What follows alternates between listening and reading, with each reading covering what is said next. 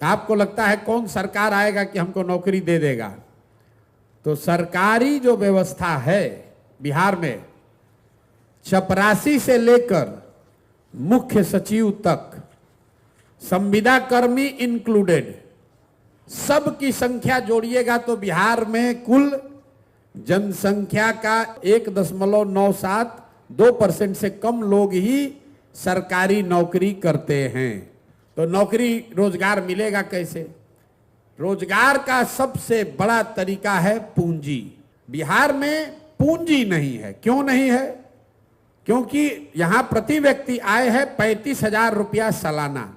अगर 35,000 सालाना का मतलब हुआ कि ज्यादातर आदमी दिन में 100 रुपया भी नहीं कमाता है।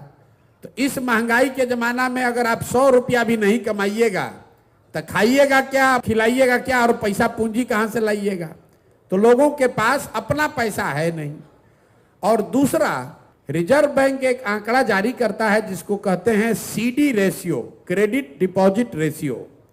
बैंक में आपने कितना पैसा रखा और बैंक ने उसके बदले आपको कितना पैसा लोन दिया, कर्ज दिया, व्यक्तिगत तौर पर नहीं, राज्य के स्तर पर। सरकार की जो व्यवस्था है देश में, उसमें बैंकों की ये जिम्मेवारी है कि अगर 100 रुपया लोग बैंक में रखें तो कम से कम 70 रुपया लोन लोगों को मिलना चाहिए, ताकि आप घर बना सकें, मोटरसाइकिल चला सकें, दुकान खोल सकें, कोई रोजी रोजगार, बिजनेस, व्यापार कर सकें। बिहार में ये रेशियो है 40%। मतलब 100 रुपया बिहार के बैंकों में जो जमा होता है, बिहार के बैंक में सिर्फ 40 रुपया बैंक वाले आपको लोन देते हैं। 60 रुपया कहां जाता है? वो बैंक इस पैसे को उन राज्यों में भेज रहे हैं जहां पर लोग बिजनेस व्यापार कर रहे हैं। गुजरात में, तमिलनाडु में, तेलंगाना में, आंध्र प्रदेश में। वहां सीडी रेशियो कितना है? 90, 95, 100। मतलब अगर तेलंगाना में, तमिलनाडु में वहां के लोगों ने 100 रुपया जमा किया तो बैंकों ने 90 रुपया, 100 रुपया वहां के समाज को दिया कि भाई तुम गाड़ी खरीदो, व्यापार करो, बिजनेस करो। इससे वहां के लोग रोजी रोजगार कर रहे हैं।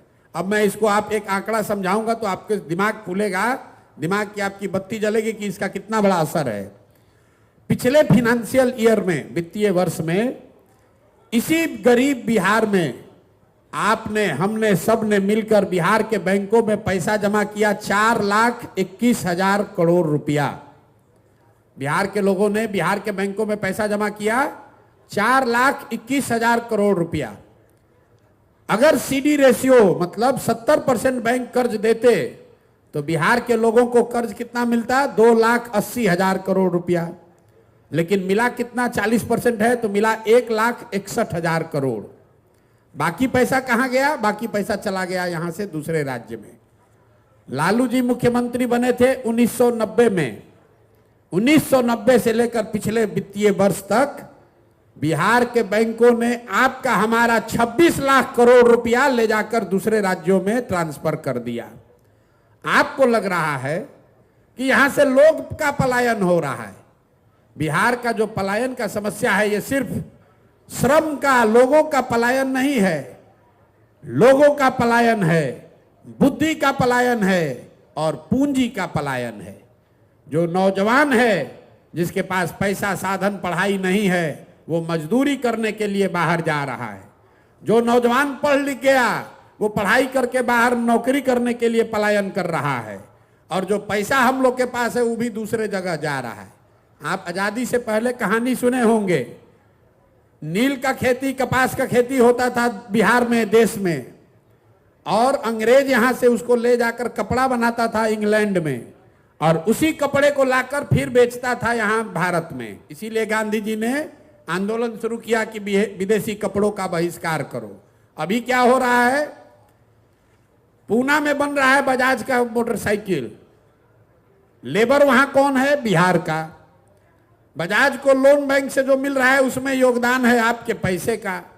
और मोटरसाइकिल बिक कहां रहा है? वो बिक रहा है बिहार में। तो आप गरीबी दूर आपकी कैसे होगी? तो अगर रोजगार यहां चाहिए तो सबसे पहले यहां लोगों को पूंजी उपलब्ध होना चाहिए।